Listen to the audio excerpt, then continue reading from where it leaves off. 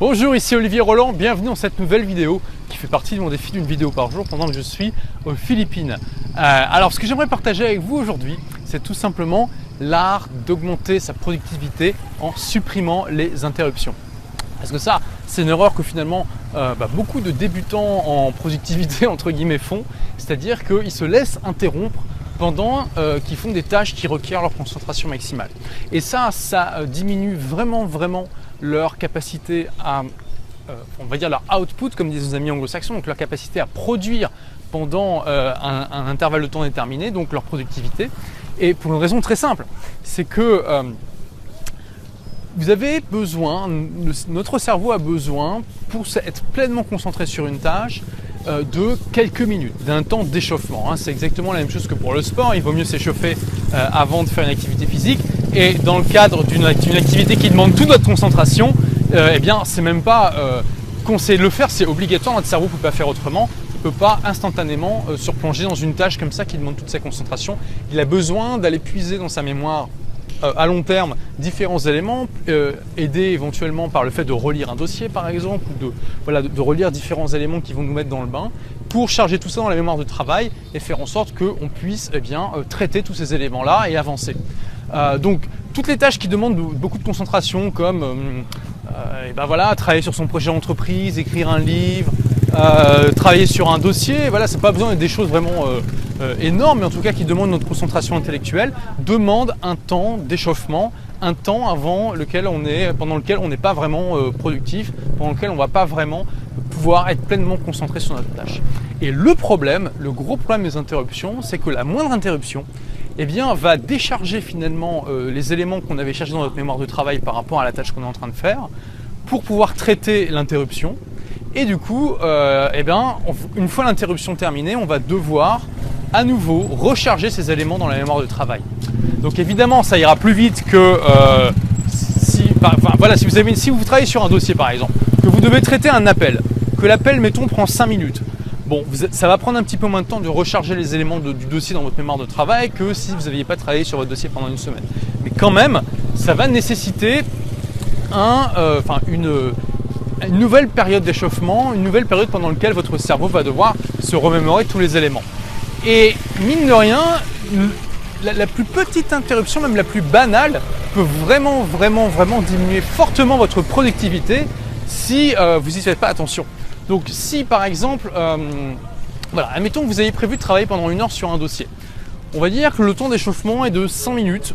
5 minutes pour vraiment vous mettre dans le bain, et que si à chaque fois que vous avez une petite interruption minime, ça vous interrompt, on va dire vous devez pendant 3 minutes vous remettre dans le bain. Et bien ça veut dire que déjà sur 1 heure vous allez être vraiment productif que 55 minutes si vous n'êtes pas interrompu. Et ensuite il suffit d'avoir ne serait-ce que 3 appels de 5 minutes pendant cette heure là. Déjà ça vous fait un quart d'heure en moins, donc on passe de 55 moins 15 à 40 minutes.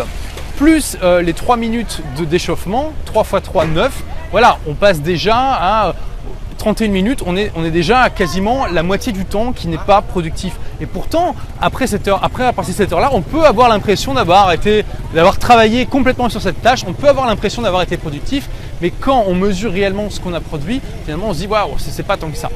Et je parle des appels téléphoniques, mais ça peut être n'importe quoi. Si vous allez sur Facebook 3 minutes, si vous regardez une vidéo sur YouTube, si vous checkez vos emails, si y a un collègue qui vient dans votre bureau et qui vous tient le bout de gras pendant 3 minutes en discutant de trucs sympas mais qui n'ont rien à voir, tout ça c'est des interruptions qui vont briser votre concentration, qui vont faire que votre cerveau va décharger ces éléments de votre mémoire de travail et vont vous faire perdre du temps. Et au-delà de ça, au-delà de ce problème que vous devez à chaque fois reprendre du temps pour vous remettre pleinement dans ce que vous faites, il y a aussi le risque à chaque interruption que vous ne vous remettiez pas sur votre tâche. Et ça, c'est un gros problème aussi parce que ça nous est tous arrivé, on était à fond dans quelque chose et d'un seul coup on a une interruption, ça peut être n'importe quoi comme je vous disais, un appel téléphonique, quelqu'un qui vient vous parler, etc. On s'est tous dit, tiens zut, j'étais à fond dedans, là ça m'a un peu cassé, bon il reste 20 minutes avant d'aller manger, je vais faire autre chose. Et le problème c'est que si on fait ça trop souvent, ça peut aussi vraiment ruiner notre productivité. Donc c'est pour ça que c'est très important en tout cas pour les tâches qui sont les plus importantes pour nous, sur lesquelles on doit vraiment se concentrer pleinement, de faire en sorte d'avoir le minimum d'interruptions possible. Alors, c'est pas évidemment facile de faire ça dans toutes les configurations, en particulier si vous avez un métier, vous travaillez dans une grande entreprise qui vous impose par exemple d'être joignable au téléphone en permanence, mais il faut le faire dans la mesure du possible. Moi, ce que je vous recommande de faire déjà, c'est surtout, vous devez... Alors la première distraction en général, c'est l'ordinateur, hein. C'est le truc le plus facile pour se distraire.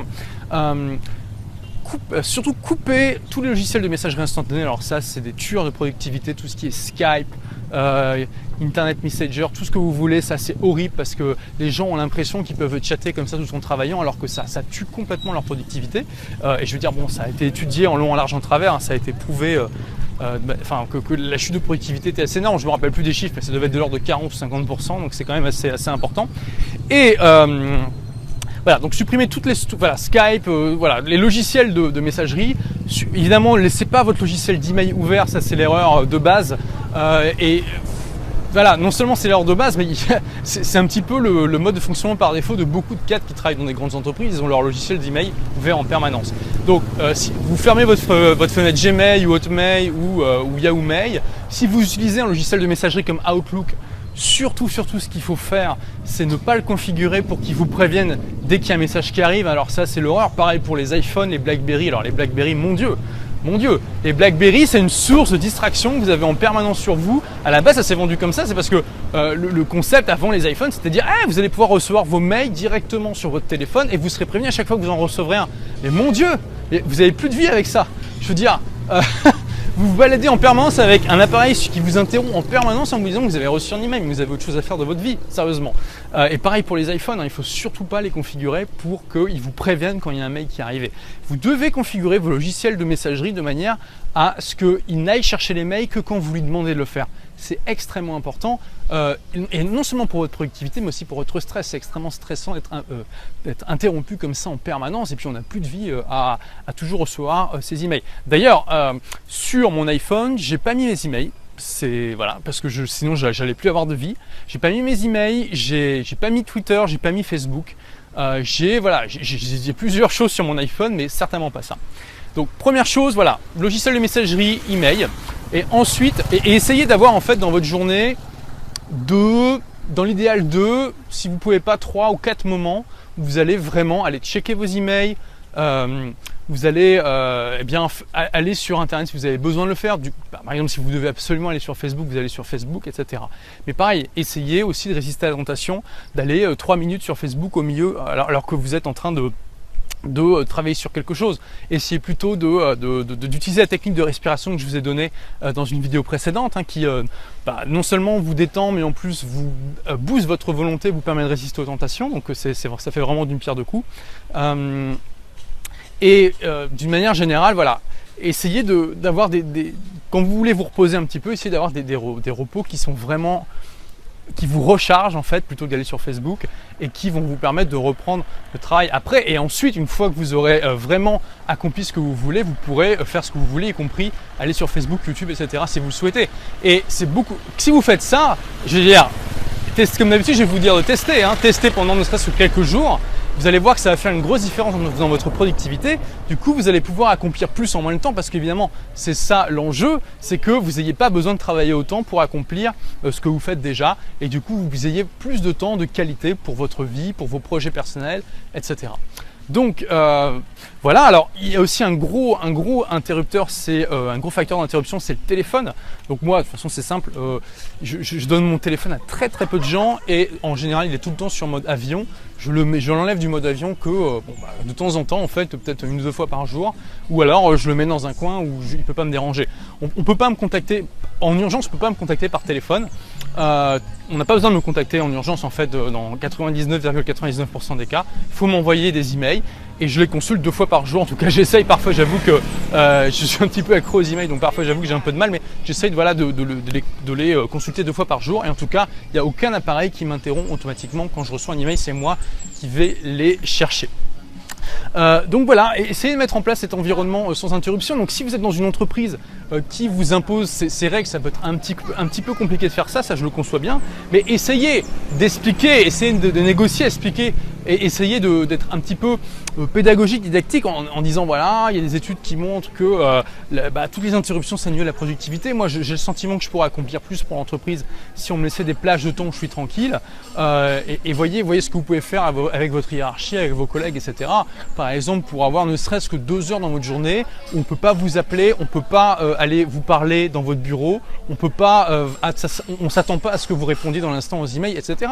Ne serait-ce que 2 heures dans votre journée comme ça peut faire déjà une différence importante. Et encore une fois, non seulement en termes de productivité, mais aussi en termes de bien-être pour vous, de sérénité, de sentiment de pas être complètement dépassé par les événements, parce que être interrompu comme ça tout le temps, c'est aussi un facteur de ce qu'on appelle l'overburn, le surmenage. On peut avoir l'impression d'avoir tout le temps des tas de choses à faire, alors que finalement quand on regarde ce qu'on a fait à la fin de la journée, c'était pas si productif que ça. Donc voilà ce que je voulais partager avec vous aujourd'hui. Ménagez-vous des blocs de temps sans interruption. On ne peut pas vous interrompre, ou en tout cas pendant lesquels c'est extrêmement difficile de vous interrompre. Vous verrez, ça vous apportera beaucoup de résultats et je pense que vous allez plus pouvoir vous en passer après. Donc merci d'avoir suivi cette vidéo. Pour suivre les prochaines, il vous suffit de cliquer sur le petit bouton qui se trouve en haut à droite de votre vidéo. Comme d'habitude, j'ai besoin de votre feedback, donc n'hésitez pas. Enfin, si vous avez aimé cette vidéo, cliquez sur j'aime juste en dessous. Si vous n'avez pas aimé, cliquez sur je n'aime pas. Merci d'avoir regardé cette vidéo. À demain pour la prochaine. Au revoir.